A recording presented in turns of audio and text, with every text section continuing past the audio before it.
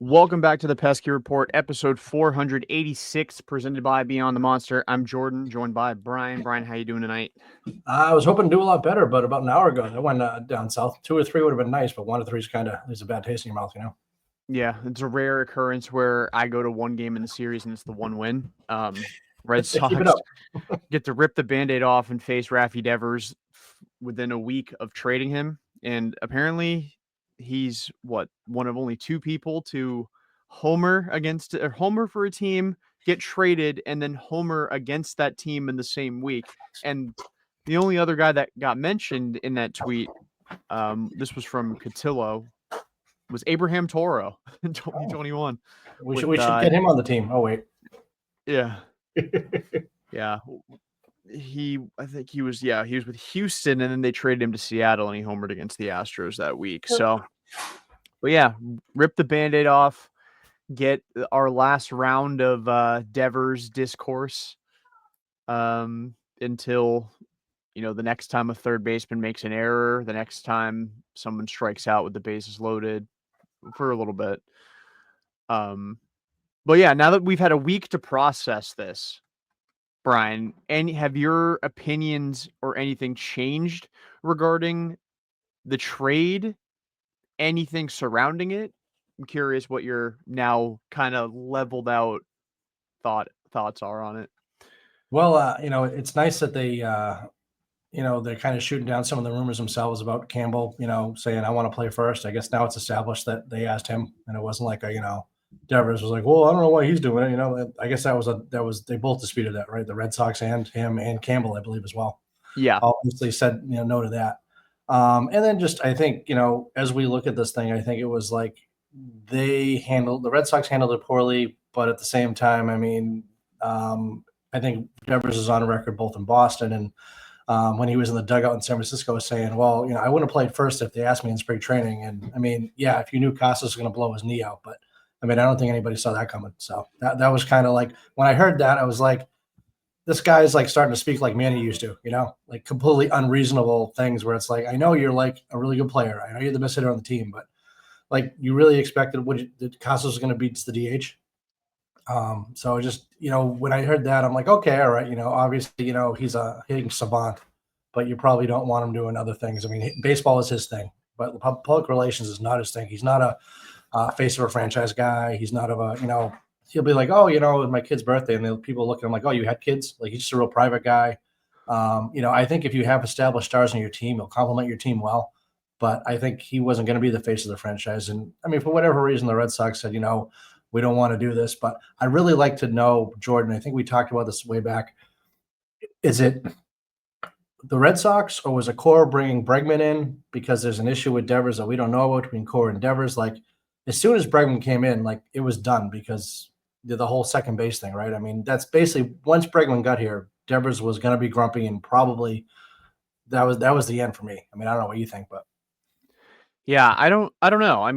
Again, this all comes back to, so I am, now that I've leveled out on it, I'm not right. as much of a doomer about the situation, but ultimately I think the Red Sox are still more to blame for this happening, Right. because again, like, you financially made him the face of the franchise. You decided when you gave him that extension that this was the guy you were building your team around. And with that, if you want him to fulfill obligations that you think the face of the franchise should fulfill, whether that be media sessions, that be willingness to move positions, whatever it is, being a rah-rah guy in the clubhouse, you also have to treat him like a franchise face. And that's communicating things to him, such as, hey, we're going to sign somebody that is a third baseman, just won the Gold Glove.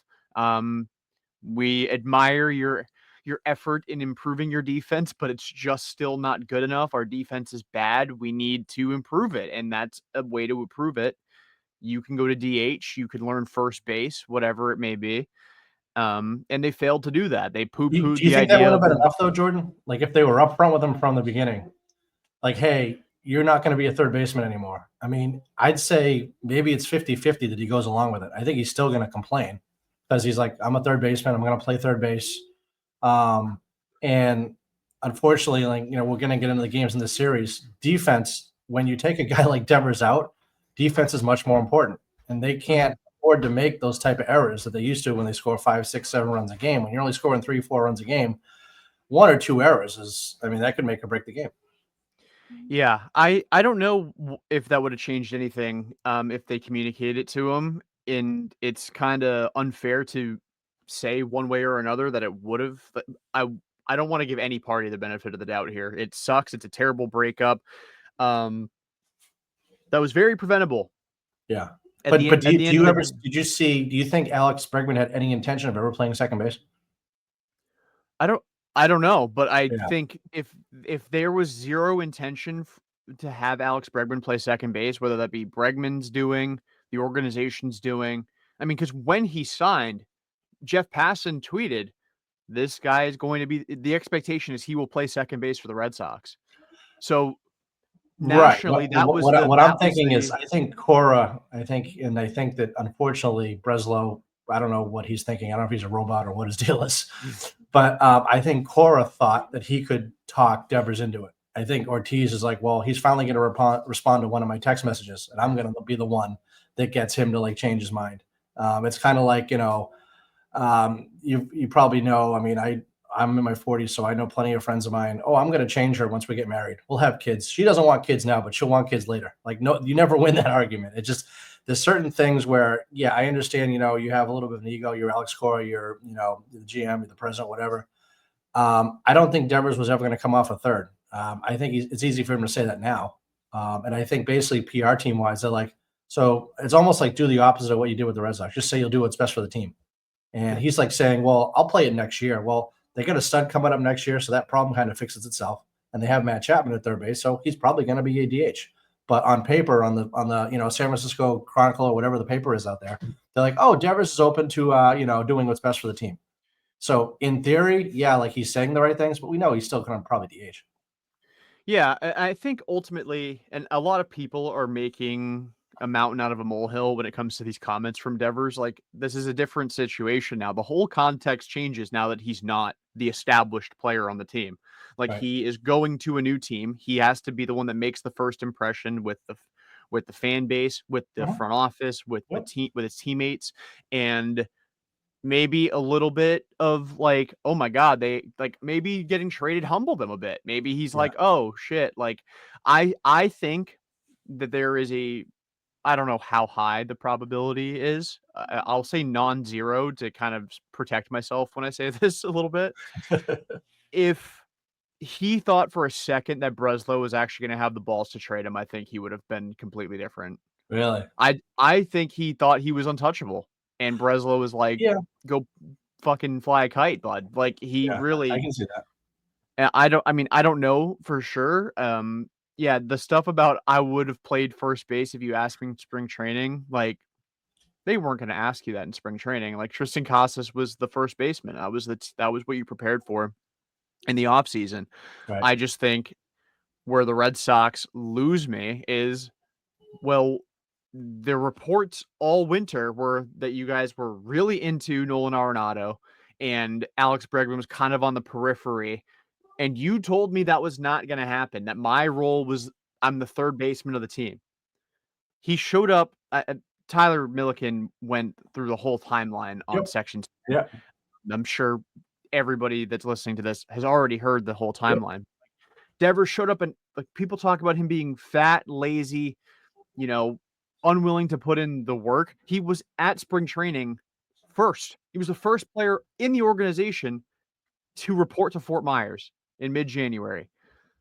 Sounds like a guy that was probably preparing to be the third baseman of the Red Sox. Now, granted, they didn't have Bregman yet, which is another problem in the front office. You dragged your heels until February and then sprung it on him like overnight. Like, hey, by the way, you're not playing third anymore. Like that's a pretty shitty thing to do. I still feel strongly about that. Again, I think in when relationships like this come to this conclusion, it's very like 50-50, Uh-huh. about as close to 50-50 as you can get.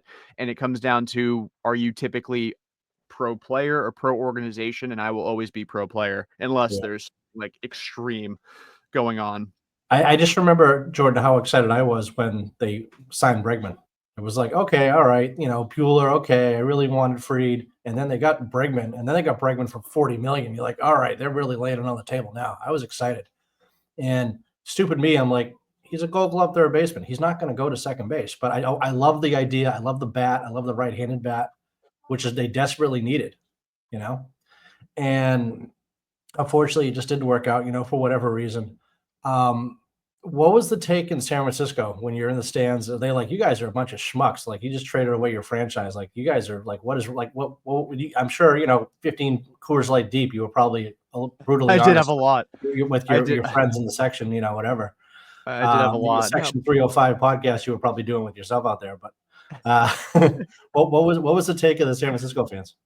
no, people were actually generally nice about it. I think mostly because I initiated a lot of the conversation. I told a lot of people to take care of him. Like I'm like, because I will never hate Rafi Devers unless something dramatic comes out that I'm like, wow, that's really fucking bad. Like Right. the him telling the Red Sox like it's not my problem that Tristan Casas got hurt is pretty shitty. Yeah. Um, if that's the worst thing that comes out about him in this situation, I'm still in Devers camp here, and it just makes the whole. But yeah, to answer your question, though, the fans were fine, and it helped that the one game I went to, Devers went over 5, so they had nothing. I'm just like scoreboard. Like he's over 5. Now my heart sank when he hit that deep fly ball to left center that Sadon caught at the wall. I'm like, oh my god. I thought I was going to witness his first home run, and I almost did because I almost went to the game. I almost went to game 2 and decided not to at the last second. Okay. Um, but yeah, no, the Giants fans were nice. Nobody gave me really any But shit. I mean, what is their it's hard to take of talk the shit when you're actual losing. deal, though? As far do they think like they gave up, like they thought they were going to have to give their first base prospect, and they're surprised that the deal went through without that? Like, did you get into that with anybody or no? No, I mean most of them were more just appreciative of the fact that like so they know, I mean with Adames, they are not super in love with Willie Adames. I don't blame them. He's been horrible. Okay.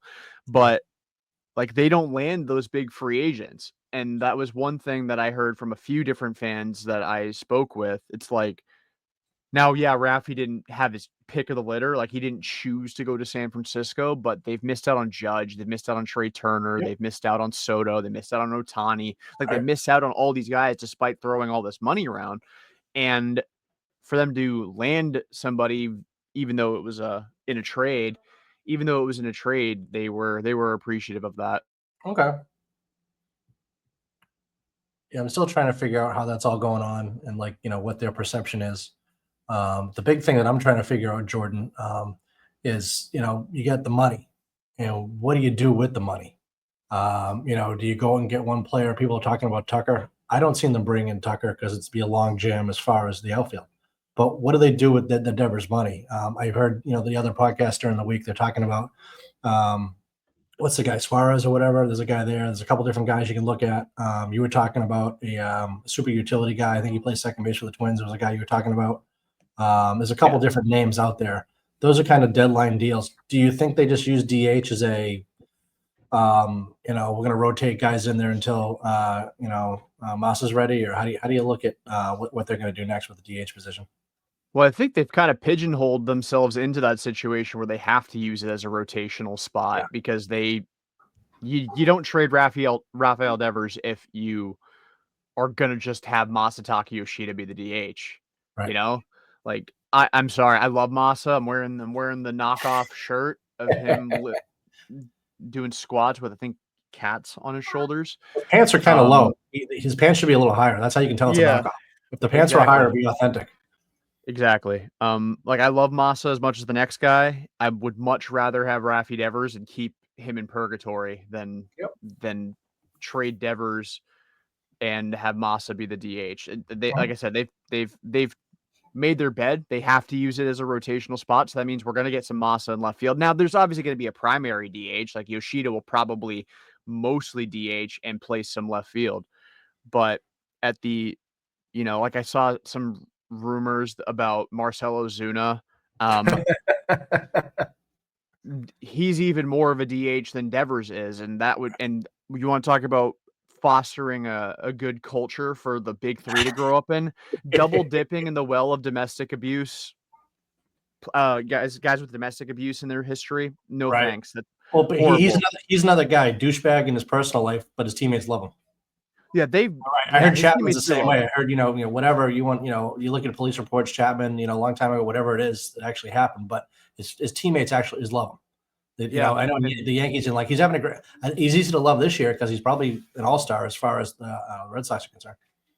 yeah, I mean it's that's how it is pretty much with most players in that are either like just pompous assholes Mhm. or like bigoted individuals or domestic abusers. Like you didn't really hear a whole lot come out from the Dodgers. I mean, Mookie Betts literally said that he'd welcome Trevor Bauer back. Like like maybe it wasn't directly like that. I don't want to completely misquote Mookie, but he was like, "I wouldn't have a problem with Bauer coming back," and like Yeah, that's like that, that. That's that's and right. that's a different kind of line, and like I don't want to compare I hear abuse, you. but like it's a different line, Yeah, and yeah, people are just okay with that as long as they perform. Like you're only as good as your on field performance. That's why, like with Jerry and Duran, we'll get into the games at some point, yeah, yeah.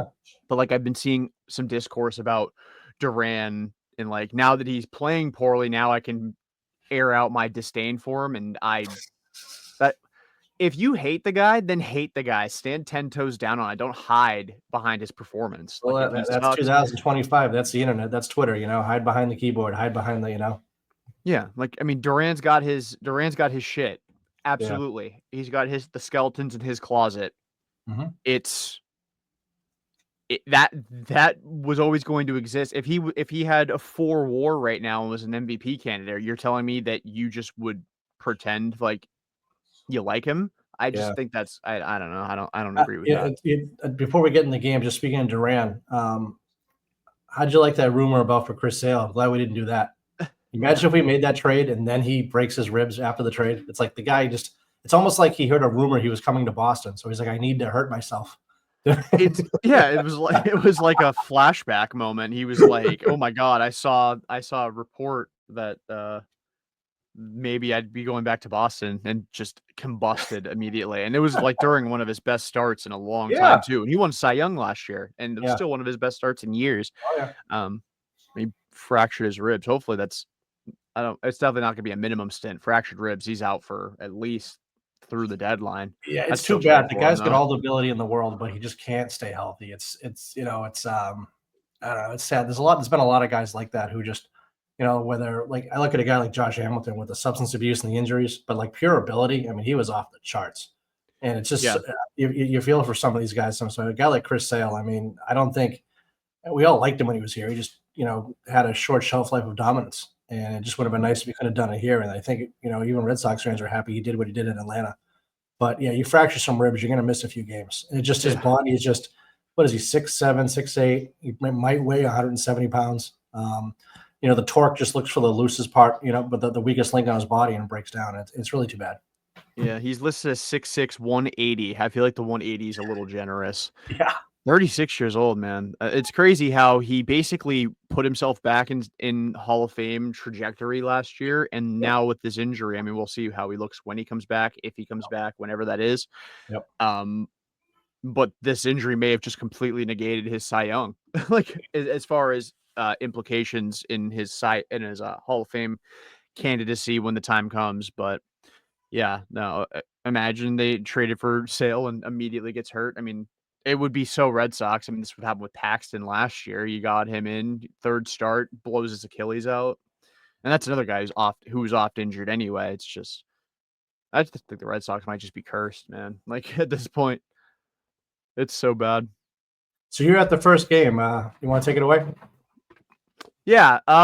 So overall thoughts on Oracle Park? It does not disappoint. Like you see the ballpark in person, and it's like it's as beautiful in person it as it is on TV, or probably even more so. But it's like it's not like one of those looks can be deceiving kind of situations. Like it's that beautiful in person. As far as atmosphere goes, now maybe it was just a rough stretch of games, but they just traded for Devers. I thought the crowd would have been a bit more into it. Other than when Devers' name was announced, whether it be during the lineup or when he would come up to bat.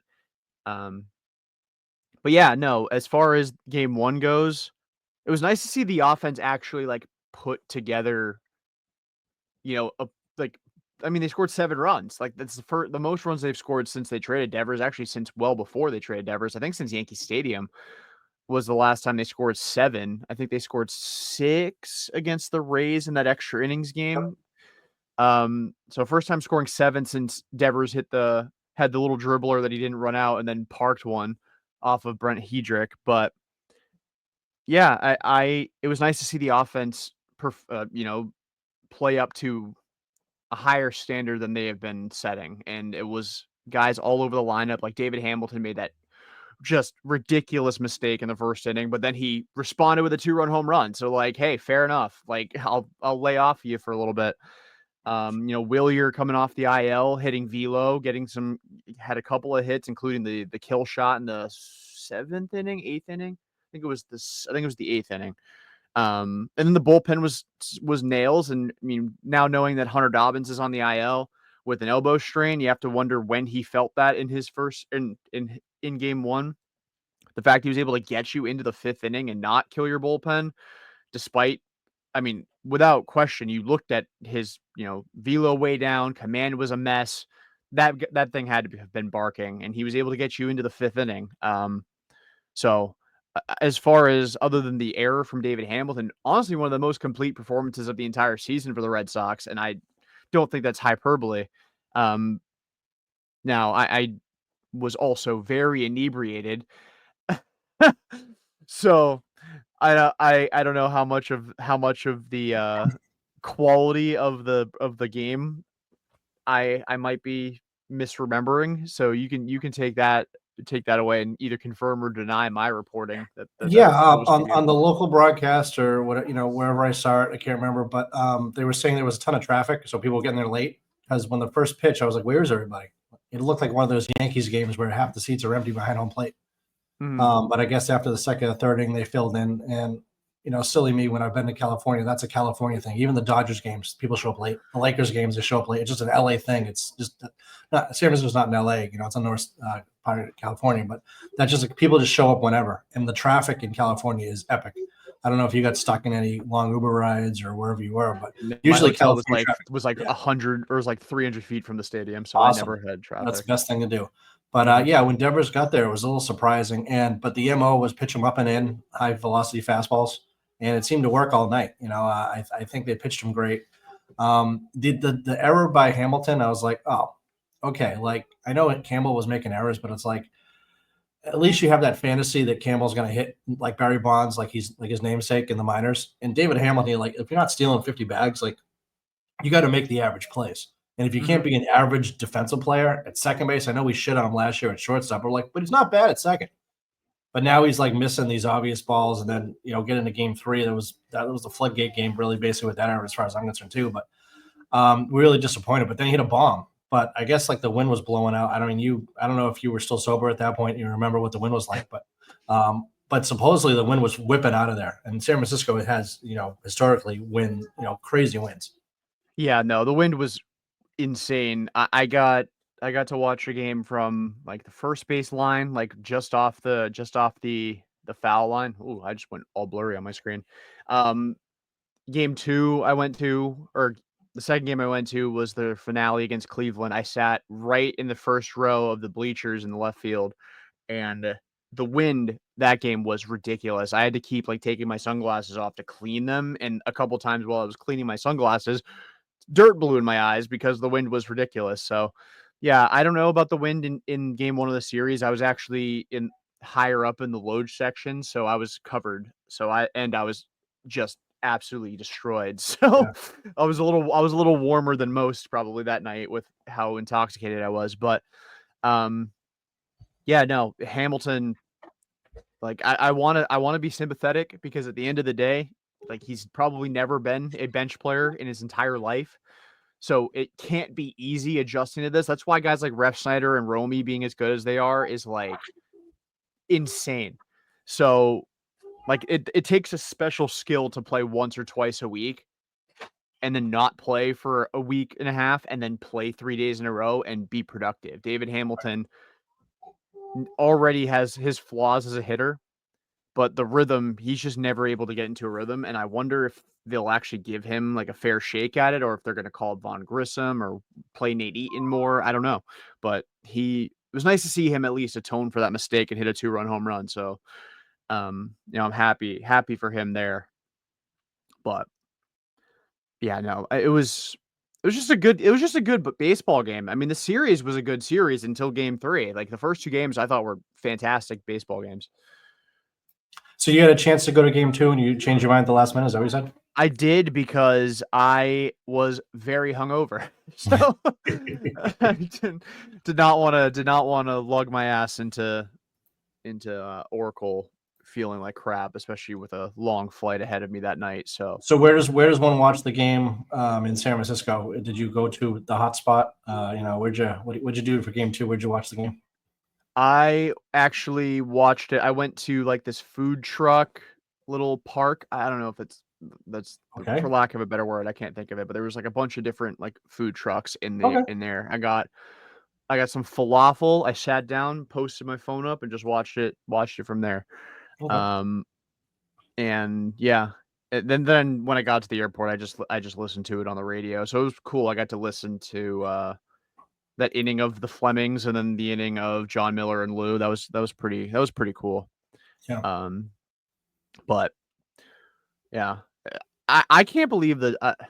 Not to well, we can wrap up game one real quick, but like Chapman against Devers that was probably S tier TV. Like I would imagine that at bat was broadcast on MLB Network Live Oh yeah. when that was going on. That's just class. That is cinema. And yeah, not 2017 anymore, Raffy. Chapman learned how to pitch at 37, so get Well, fucked. did you hear the report? Maybe it was Milliken or somebody basically said Chapman said that the Red Sox were the first team that ever told him like how to throw or what to throw in certain times instead of just do your thing, Mhm. which I thought was really bizarre. Like that age, like because there's been a couple years obviously where his control's been a mess and he's had some tough years. Or I know that one year he got left off the playoff roster with the Yankees because of whatever. I don't think anyone's ever questioned Chapman's ability. I mean, he's got talent. It's just guy is smarter than me. Whether they're the guy on Twitter who tells Whitlock he's tipping his pitches, or whoever's out there. There's people that are much more knowledgeable than me than baseball to be like, hey, why don't you try this or why don't you try that? And then all these guys need is a minor tweak. And like I said, I mean, I really be surprised if he doesn't make the All Star game because he's probably going to be one of the most dominant closers that we've had in probably a while.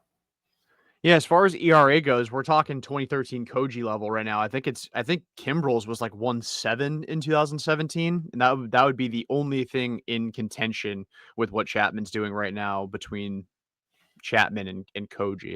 I'm Right. looking at it right now. Oh no, it was 143. So he is literally being 2017 Craig Kimbrel right now. Um, Kimbrel only walked 1.8 guys per 9 innings that year. What a statistical outlier that season was from What a a fan drop off standpoint. though he had from being the man to just losing it almost overnight. I mean, it Yeah. was like we can't pitch him in the playoffs. Like it was like that scary. I talked about it a few times on this podcast. I saw him the day after Benintendi caught that ball, and his eyes were just still bugging out of his head. He was like, I thought I was going to drop in. I thought I was going to have to move that week. I thought like I just had a kid. I thought like I was going to get egg. My house was going to egg. He was just like you could tell he was just like I thought I was going to be the guy who blew it. Hmm. And Benintendi caught that ball and really saved his ass. Really, he really did. But Yeah, no, Chapman's been ridiculous, and it's nice having that, knowing that he's I mean, like, I feel comfortable when he comes into the game, and that was not something I expected. I mean, it's funny, rewind us back to February, and like there was an honest discussion about whether or not it was going to be Chapman or Liam Hendricks. Could you imagine they chose Liam Hendricks? Granted, You know, Hendricks got hurt, so it made their yeah. decision easier, but they chose Chapman before Hendricks even got hurt. So Well, whether it's the Devers trade or some of these other things, it's you can tell sometimes it's strictly a business decision. They work out. Sometimes they're egg on your face PR. But Hendricks, he was so likable in the interviews, and it was like, oh, I really, I love, he does this and he does stuff with the community and blah blah blah. He just didn't have it. It was like when they brought back Masterson. It was like it would have been a great story, but eventually you just cut the ties. You're like, listen, just it's not working, and you move on. yeah, I wonder what the deal is with him. Like, there's been zero update on Liam Hendricks. He's just been hurt, and then they sent him to the glue factory with Yoshida. Like, Yeah, well, I mean, I think the Red Sox have this purgatory somewhere of just like misfit toys that they just kind of send guys, and seems I odd. don't know, but inside, a little insight that you had, you saw Dick Fitz at the airport, and I you did. asked him, "Are you like, what's the deal? Are you starting?" He's like, "No comment." And literally, what was it? How many hours later we realized that Dobbins was on the DL? So you almost broke that story, kind of a little bit. Well, so he probably did know why he was initially, but Poker like face. nothing nothing was announced by the team, so I Yeah. couldn't like it's not like he could just tell me and like he has no fucking clue who I am. Like, but yeah, no, I saw him. I was like, I'm sitting waiting for my flight, and he just like walks off the plane, and I'm like, I think he saw that I was wearing a Sox jersey and was probably horrified. I was gonna ask him to take a picture with me. But no, instead I decided to put my journalism degree to use for the first time in my life. And I was like, "Did you get recalled?" And he goes, "No, I don't know. They just told me to get out here." I'm like, "Ah, somebody's going on the shelf then." Because like, I mean, it's outside of his window. Like he's already been down for 19 days, which feels like just yesterday he got optioned. Right. Um, but yeah, no credit to me. From the I mean, it's a pesky report thing because Hunter doesn't get any credit either when he breaks stuff. Man, he, So he he doesn't get any love at all, and like the amount of stuff that he breaks, like what was it? I think one of the chats, you're like, I'm gonna put some minor league videos together, and like I hit, hey, why don't you just grab the Hunter Knoll archive of videos if you're gonna put something together? But I didn't hit send, and then I think like I don't know, 2 or 3 hours later, he responded. He's like, I have all that stuff if you need it. Like it was just yeah. like the guy's got everything. I've talked to him a few times, and it's just like the amount of knowledge he has about minor league baseball is just awesome. But you're right, he doesn't get any of the love that he should. Yeah, he's definitely an underrated human being on Red Sox Twitter.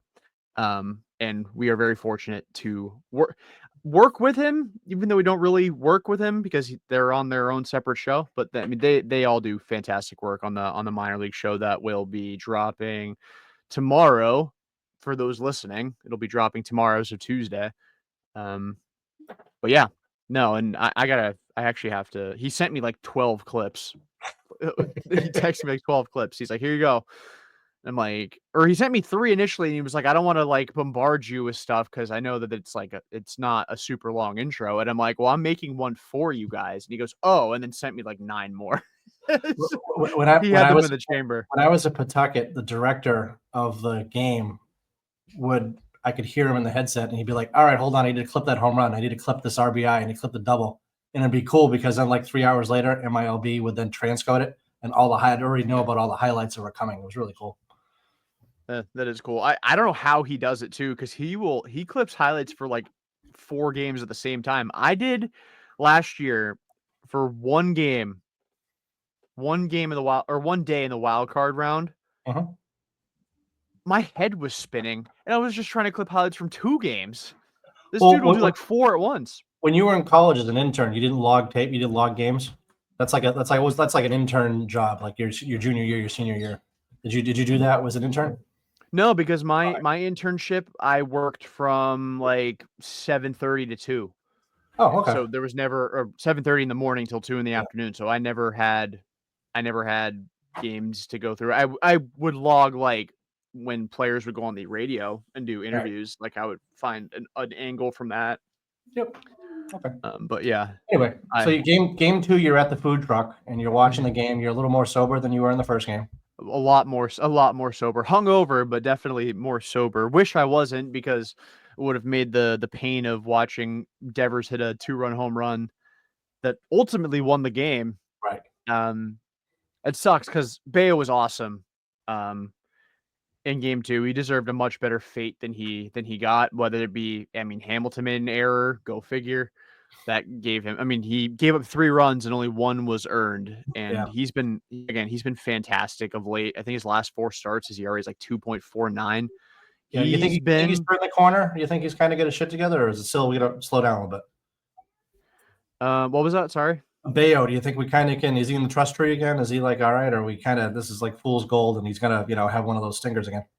I think I'm like 1 or 2 starts away from putting him Okay. back in the trust tree. Like right now, Yeah. it's a hot stretch, 4 starts. Like everyone has those. I mean, Garrett Richards was the best pitcher on the Red Sox in 2021 for about 6 weeks, and then Right. got banished to the bullpen. Granted, that was sticky stuff era, but no, I think Bayo is going to have a fine year. I mean, ultimately, he's doing that, right? His ERA is like 3.32, I Mhm. think, right now. Like he's been. It's funny. Like I feel like because of the expectations that Bayo has had surrounding him all through his like development, it feel like he feels super underwhelming. And like I know the under the hood metrics aren't spectacular. Like he's got a 441 FIP and he gives up um he doesn't get a lot of whiffs. But he's got a 331 ERA in 12 starts. He got absolutely destroyed by the Braves on the 18th of May. Entering that start, he had an ERA of 2.33 and quickly clipping this part. And since that start, he has an ERA of 265. So, be that as it may, with the lack of whiffs, which he's actually been starting to get more of in the last few starts, he's got his changeup back. It's been pretty dialed the last few times out. Um, you know, 11 of his 12 starts, he's pitching to a mid twos ERA. Now, you'd like him to go deeper into games than he was in that earlier stretch, but like most of the time, he's been giving you like at worst 2 earned over 4. I'll take it, right? Like, The Yankees game for me was the thing. Once he did the 7 innings, I was like, all right, like you can trust him now. It was almost like before he got hurt, Walker Buehler was that guy because nobody else was. And now mhm. it's like, all right, now Bayo might be that guy. I mean, Crochet is the guy, but you need that other guy. And I think Bayo is now that other guy, at least right now. Yeah, and I think people also kind of unfairly use his extension against him. Like at the end of the day, him just being an MLB caliber starter, he's worth the money he's getting paid. Like he's making what's like 7 mil a year. That's nothing. Bueller's making 21. Yeah. Like, If Bayo's a 3 and sometimes he pitches like a 2 or a 1A, like every once in a while, that's fine. But if he's mhm. consistently a 3, I can live with that because you're gonna probably maybe with the Devers money get somebody in between Crochet and Bayo. I don't know. But if he's a solid 3 and then you've got the ace, the rest of the stuff falls into place. Yeah, I mean, he doesn't have to have like his last 2 times out, he's gone 13 innings, 1 earned run with 14 strikeouts and 4 walks, and just 7 hits. He doesn't have to be that great every single time he pitches.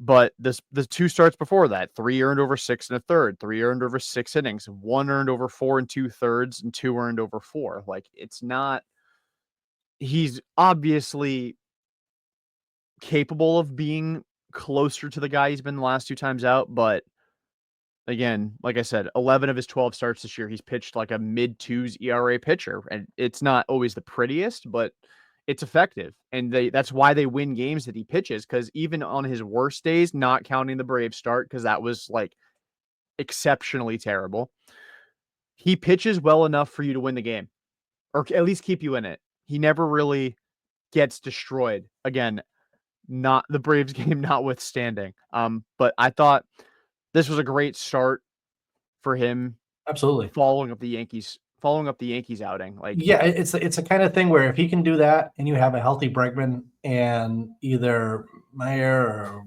Campbell gets back, or you've got some. If you can figure it out and score 4 or 5 runs, you're going to do really well. I really only think they're 2 or 3 bats away. They got Narvaez batting second, which is kind of funny, but That's funny. Yeah, no, the lineup, though, it's going to be ugly until Bregman comes back. And you said they're two or three bats away. Well, Bregman and Yoshida are going to be back soon-ish, like probably by the All-Star break, if I had to guess. Maybe Massa slightly after, because they get the full 20-day window, and that could also give them time to trade Duran or Abreu.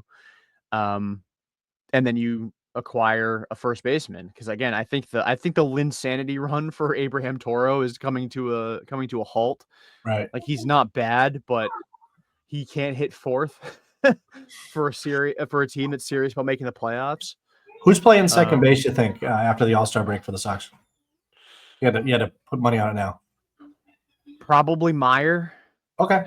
or no, sorry, probably Story. Okay. I think they'll move Meyer to You don't shortstop. think Story's going to say, if they asked me to play second base, in spring training, I would have considered it, but I'm a veteran, and I just, I'm a shortstop. I think Trev's just fortunate to have a job, and I think he You know what realizes though? that. Like, we shit on him, but then he hits a home run. We shit on Yep, him, and then he that's has a how it three for goes. four game. We shit on him, and I guarantee you. I mean, a guy with that much pride, he knows he's having some shit times as far as the plate and the numbers. But every once in a while, and he's that guy who it's a two, and they're up by 1 run. He hits a 2-run homer, and he ices it. So, and he really hasn't bitched at all. He hasn't complained at all.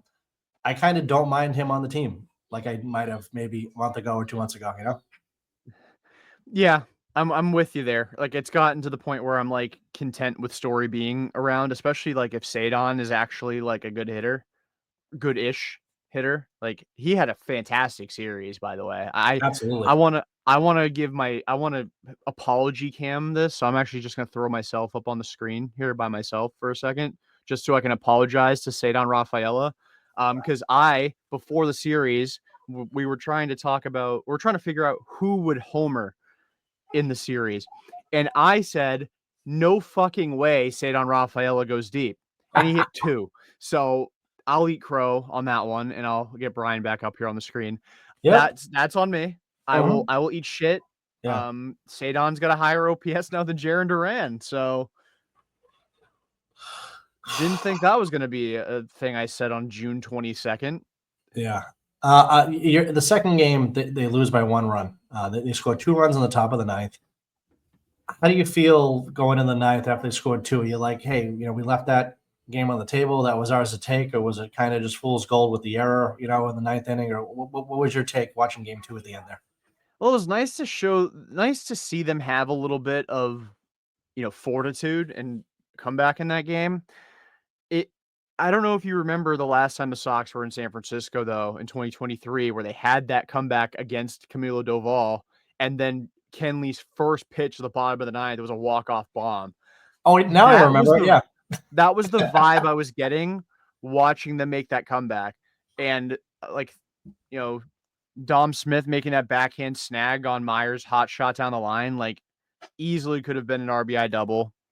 Obviously wasn't. Right. But I just fully knew the Red Sox tie that game, they are losing that game without question.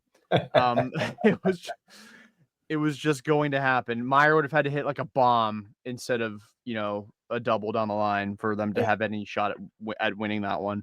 Yeah. But no, it was nice to see them fight back a bit.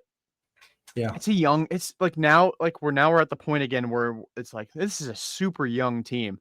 Now that excuse goes away when Bregman comes back, I think, because at some point you got to keep just winning games.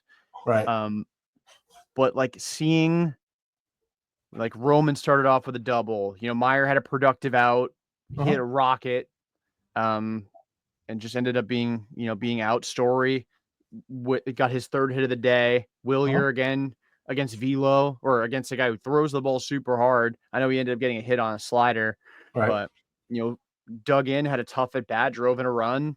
Nate Eaton comes off the bench, steals a bag. It was a nice inning. Unfortunately, they couldn't, cap it off, but not really a moral victory, but it was nice to see them show a But little bit of but fight. you feel like they're in games, and even the third game, which I did lose, it was back and forth, and you're like, "There's a home run. There's another home run." We're getting game 3, not to rush through all these games in 5 minutes, but that's, whatever.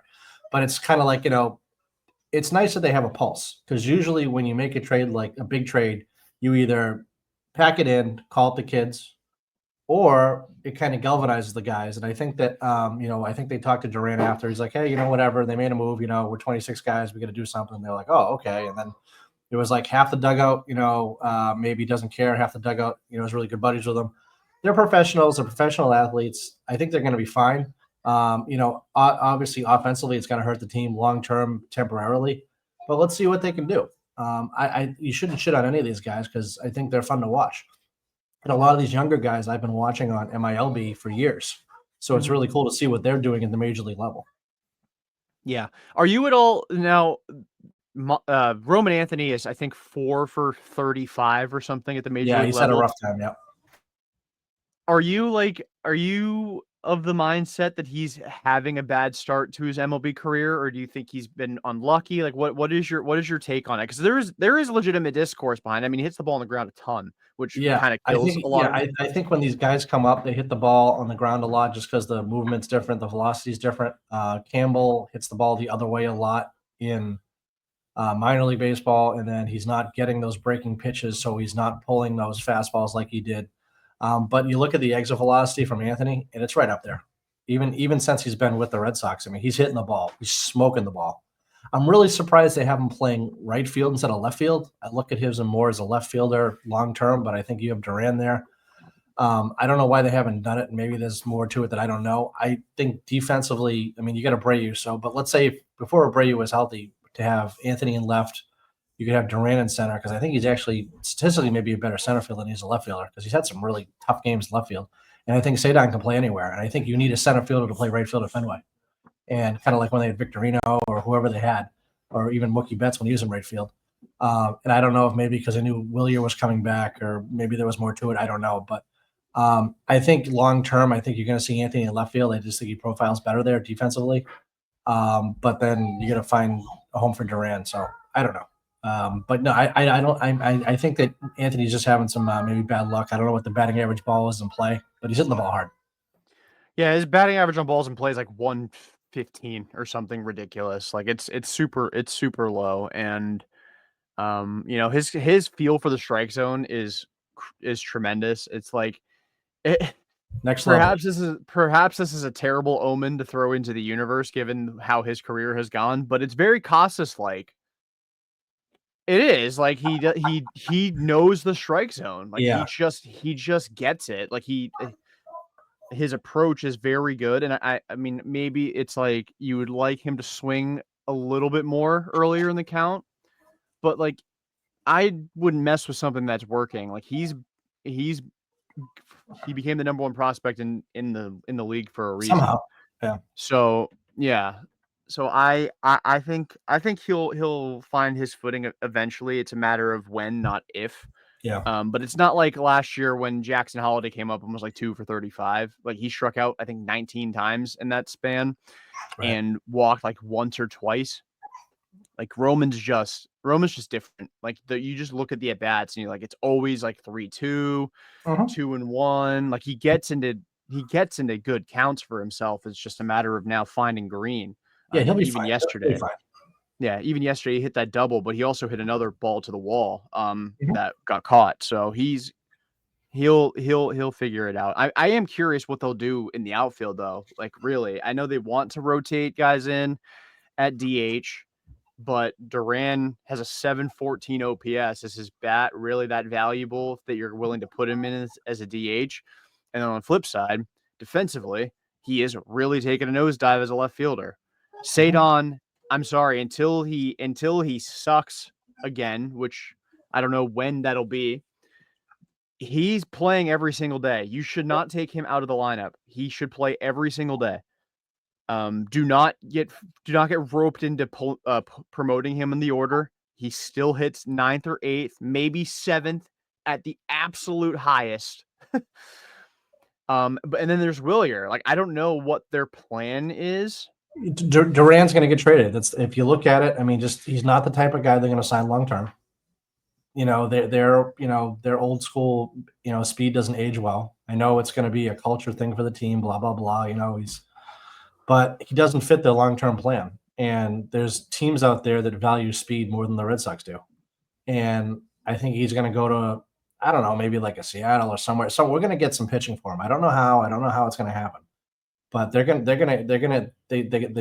some arms. They need some swing and miss stuff, and they're gonna trade him for something. Maybe at the deadline, maybe not. But I mean, to be honest with you, if they traded him, like, yeah, I know you lose his hot streaks, whatever. But defensively, they're probably a better team. Maybe, I don't know. Maybe.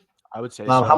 much are we losing offensively? Because we keep waiting. He's gonna catch fire. He's gonna catch fire. He'll have a game where he has 2 hits, 3 hits. But Yeah. like, what are we waiting for? Yeah, I mean, again, he's got a 714 OPS. That's just not it's just not good enough. I understand that Jaron's getting asked questions, so he's answering them the right way. I'll do anything the team asks me to do. I'm prepared to, play left, I'm prepared to DH, whatever. How about you fucking hit the ball? Like, I don't know, man. Like, novel concept. You're the leadoff hitter. I know against lefties they've dropped him down to I think fifth or sixth. Um, but you are the leadoff hitter, the primary leadoff hitter. You have a 714 OPS. And it's not like a Chase Mydroth 714 OPS where you're riding like a 390 on base. You just don't hit for power. Like you have I think 312 on base or 309 on base. That is horrible. Like he shouldn't even, against righties, I wouldn't even have him lead off. I would have Roman lead off because the quality of the at bat is just way better. Um, and like we're propping him up as a leader. And again, there's some skeletons in Jaron Duran's closet. What he did last year, that is a stain on him as a leader. Like you can't get yourself suspended because a dude told you should maybe take up a different sport. Like that's not excusable. Like he's the same age as Rafi. I think he might even be older than Rafi. And Duran's just a kid. But Rafi needs to have the emotional maturity to be told, despite being a top 3 third baseman the last half decade, that he's not a third baseman anymore. Like I don't know. I mean, if the team as a whole didn't fuck with Devers, I get it. Like that's you're gonna choose the herd over the straggler, but I don't know. Like we're propping up Duran as a leader, and his on the field performance is not good, and we've seen him get himself into some trouble off the field and even on the field. Like I mean, what happened in Cleveland this year is he's definitely not going to get flack for that. Like that was a line that got crossed, and that fan deserved to get ripped apart by the fans, by Duran, Exactly. by the Red Yep. Sox. But like the stuff over the years, like in Kansas City and last year, obviously at Fenway, that is not the kind of maturity you want from your leader. You're talking about harboring a good culture for the big three. That's not it either. And that's why I think they move him because you've got multiple instances of things that the team doesn't like, and then nobody would give a shit if he was doing what he did last year, but he's not, and it's unfortunately the sport is what have you done for me lately, Mm-hmm. and I hate for him to get at bats and playing time over a guy like Roman Anthony or somebody else who I mean Roman Anthony's going to be the future of the team right now. I mean I think that's how the Red Sox view him. I think that's how the fans view him. I think that I don't want to give him that crown because then 5 years from now he'll bitch about something and we'll trade him for pennies on the dollar. So let's put the brakes on that. But Uh-huh. yeah, I mean Duran is not long for this team. Unfortunately, I know a lot of people like him. I know he's a fun guy to root for. Me He's fun to watch. included. Like I love Jaron, and I yeah, it's just But he's had a lot of mental lapses in the field. Missing obvious balls, and I'm like he wasn't doing that last year. I mean, I forget what his defensive run save last year was, but it's not even remotely close to this year. yeah, he is taking a nosedive defensively, and it's a mess. And when you aren't scoring, like again, if Duran was hitting like he was last year, I can live with some of these. Like everyone, like people get sunballed all the time. Like it happens. Like sometimes you just lose one in the sun and you drop it. It's happened like 4 times to Jaron like the last 3 weeks, Yeah, a and little he's too not much. hitting. Yeah. and he's just simply not hitting. And like it's it I it's going to be an interesting few months. Like they have to keep Bregman long term at this point because you've officially chosen him over Raffy. You cannot walk away from the 2025 Red Sox losing or trading Devers, trading Duran, and then losing Alex Bregman. That would be, you want to talk about like when Pete Abe said it was like a wholesale embarrassment or whatever when they lost Noah Song in the Rule 5 draft. Like this would be a wholesale embarrassment. So you gotta figure it out at some point. Um, but yeah, I mean, and then on top of it all, like that base running mistake he made in the eighth inning, you're down 3 runs. I get your identity is, the chaos on the base paths. That extra base is not worth it with 6 outs left, down 3. Yeah, And you to use better compound judgment it, on that. Yeah. and he got boned on the replay review. Like I don't want to absolve the umpiring for being shit because this was an awful series for umpiring. But then to compound it by getting your ass thrown out of the game, that's what you're a leader. Is he? Maybe not now. I don't know. But they think he is. They keep telling us he is. Yeah, but I mean, I think it's over the past 2 weeks, you really can't believe anything the ownership tells you anymore, or Fair enough. management tells you, or maybe the media tells you. Like, it almost, I mean, it's watching the Red Sox this past couple of weeks, it's been like watching the presidential election. You got your Fox News guys, you got your MSNBC guys, and you got reality. And all three seem to be vastly different. And Yeah. it's trying to put the pieces together. It's like, then there's the Red Sox fans who are, down the middle and they just want to root for this team. And it's like, it's very difficult, and we just want to see a good team, that's all. But they lose the second game, by 1 run. And then the third game, you were home by now. You were on the Mm-hmm. plane. So you were I was home. home. I thought it was a really fun game to watch. And they So it fought back wasn't and they anymore. clawed back, and then all of a sudden it wasn't. And I don't know, when did you give up? Was it Wilson came in, or like, I mean, even like, it was when Yastrzemski hit the ball in the drink. It was like, all right, are they going to fold now? I think the breaking point for me is, poor Greg Weissert. I mean, the guy's arm's going to fucking fall off. I mean, they are riding him to the fucking ground. And Mm-hmm. I mean, I know they don't have a lot of other options, but I'm pretty sure he leads the league in appearances. And what do they do when he goes on the DL? Then they're fucked. Yeah, I mean, for me, I gave up the second that ball ricocheted off of Romy's glove because I'm just convinced that second base is cursed. And I don't know if it's, the Manny Machado killing Dustin Pedroia. I don't know if it's because they dicked around with Raffy with Bregman as the second baseman. Like I want to go back to the blissful ignorance I had in February when I actually thought Bregman was going to play second base. Because like again, Romy's and this goes back to some of the problems that I brought up in like April. You're treating Romy as your backup first baseman. He's an athlete. He's a waste of an athlete by sticking him at first base every single day. And then today, it's like the first time all year he's played second base, and then boom, he's right in the middle of, I mean, it's a routine line drive. I don't want to pretend like if the organization set him up to fail by having him play second base today, but like it's just a microcosm of the season. Like what could go wrong will go wrong. Sometimes it doesn't, but most of the time it does, and that's how you end up 40 and 39, 79 games into the season. But it was the same kind of play that was hit to Hamilton. And you're like, Yep. you've got to make those plays. And I know when I was a kid playing, my coach would be like, "Listen, I understand, you're going to make errors, but mental errors are unforgivable. Like you got to know where you're going to throw the ball before it's hit to you, and to try and catch the ball like they did, and just at the major league level. I mean, that could, Hamilton at least had the 2-run homer, so that kind of gave him a little bit of a little bit of a reprieve. But the ball today, it was just like, really, like you were in that game, you were in it, and then that was it, and then you just weren't. Yeah. And to your point about Weissert, I don't know. And maybe I was, maybe I was wrong to think this. Would you have stuck with Giolito for the seventh? Because I was like pretty hell bent on him going back out there at like 83 pitches, the bottom of the order. Yeah.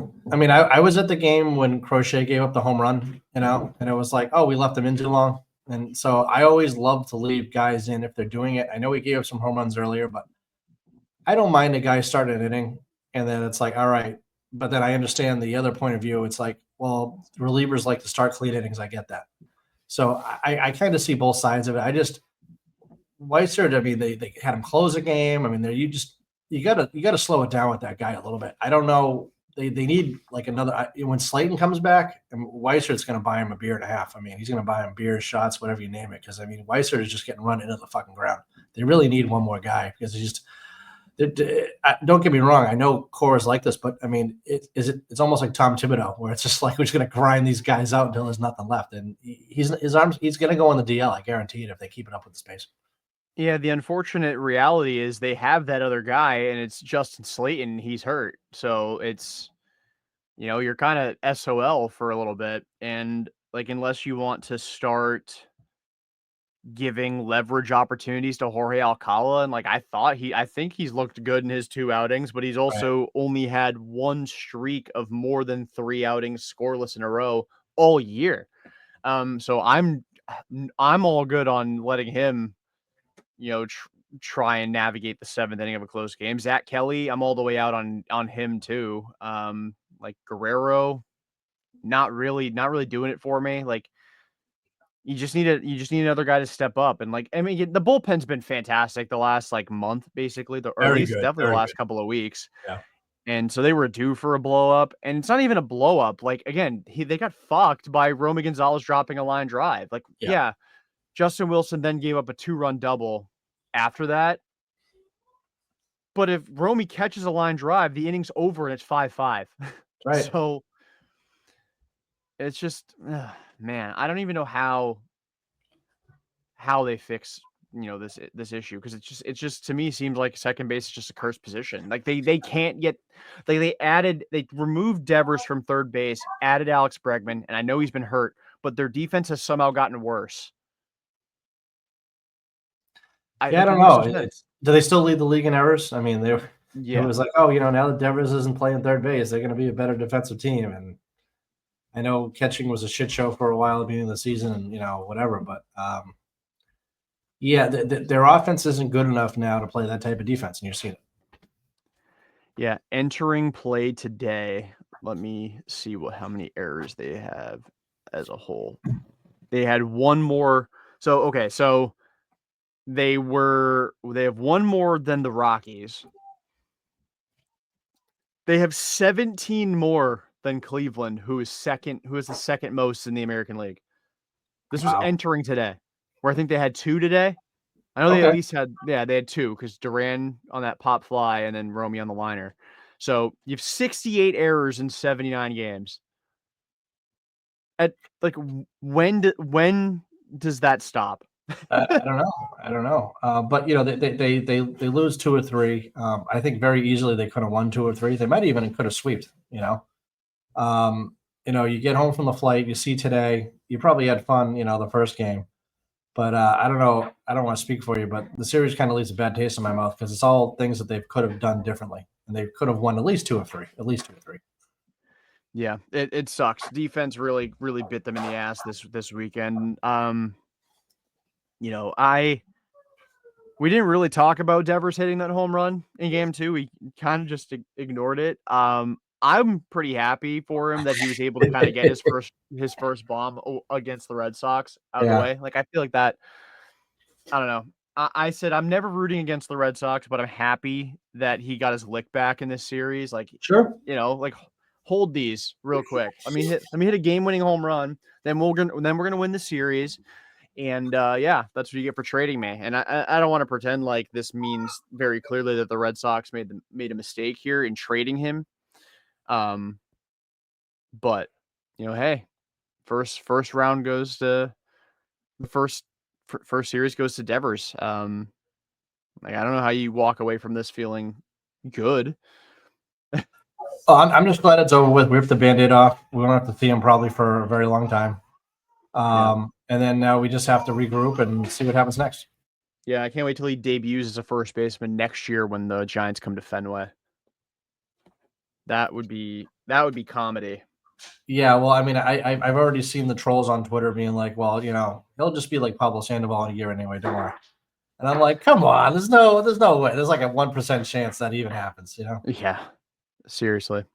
Raffy's already way better than Sandoval really ever was, too. It's just, yeah. But yeah, so Red Sox lose the series 2-1. They fall to, again, 40-39 on the season, and now that sets them up for a 3-game set with the Angels, I correct? believe so. Yeah. Yeah, so yeah, because it was a 4-gamer at Fenway. So 3-game series with the Angels. I'll give the pitching matchups, and then Brian, I'll kick it to you unless you have any last thoughts on this series before we preview the No, next one. no, I think we pretty much wrapped it up. It was nice to have some boots on the ground. Got some inside info Yeah, with some of the starting pitching, which I thought was great.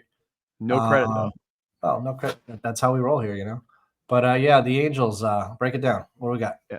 So game one, we got the matchup of the century with Walker Buehler and his 5.95 ERA against Jack Kachanowicz with a 5.38 ERA for the Angels in that game. That game is a 9:38 p.m. start. What a fucking bizarre time that is. Um, game two, we've got Garrett Crochet against Tyler Anderson. This should be an obvious win, which means they won't win it. And then game three, it's TBD at the moment. I'm assuming it's going to be Richard Fitz. In his 4.71 ERA, which is heavily influenced by his last outing where he got absolutely torched by the Angels at Fenway Park. And he's going up against Yusei Kikuchi, who's got a 3.01 Wow. ERA. Forgot to give the ERAs for Crochet and Tyler Anderson. Crochet 2.20, Tyler Anderson 4.56. First time Tyler Anderson will face the Red Sox since he wanted to fight the first base coach for relaying that a pitcher was tipping. So yeah, Brian, how do you see this series shaking out? I hope that they can, win at least a couple of these games. I think the Crochet game is the one in the bag. Kukuchi didn't really have a great year, and of course, ESPN and their crack staff, they still have Hunter Dobbins listed as a starter. So I Naturally, swear they just don't work on Sundays anymore. They just give up Sundays. yeah, they just don't care anymore because they're losing their MLB coverage after the season's over anyway. So they're just done for.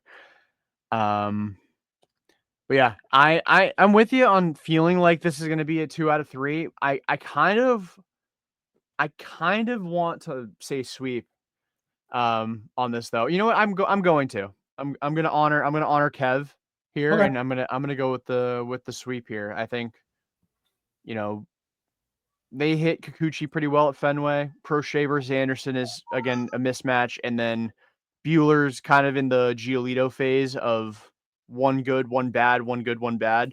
So that means we're gonna get good Bueller in game one of the series. So, but yeah, any final thoughts? No, I hate to cut it short, but it's my wife's birthday, so gonna Oh, happy go do birthday! some work. Yeah. Oh yeah. She's on the other side of 40 now. She's real excited. Well, happy birthday to her. I hope you guys enjoy the rest of your night. And then I also hope Jack feels better next time. Yep. He is not kidding about summer colds being the worst. So, yeah, for everybody at the Pesky Report, for Brian and Jack, I'm Jordan. Until next time, peace out and go Sox.